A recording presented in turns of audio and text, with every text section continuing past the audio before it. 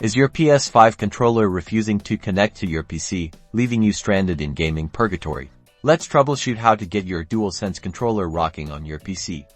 First, the simplest solution using a USB cable. Plug your USB-C cable directly from your PS5 controller into a USB port on your PC. This is usually the most reliable connection method. If it works, great. If not, move on to the next step.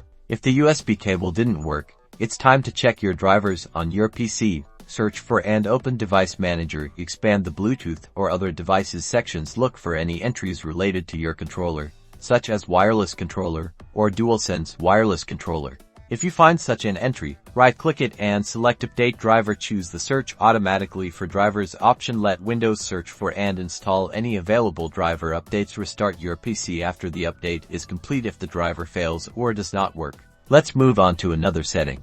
Let's ensure Bluetooth is set correctly. Make sure your PC has Bluetooth capabilities. If your PC doesn't have built-in Bluetooth, you may need a USB Bluetooth adapter. Check your PC settings and go to Bluetooth and Devices. Turn on Bluetooth and add a device. Select Bluetooth and put your PS5 controller into pairing mode by holding the PlayStation button and the share button simultaneously until the light bar on the controller starts flashing. The controller should appear in the device list on your PC. Click on it to connect. If you still encounter issues, check the final step.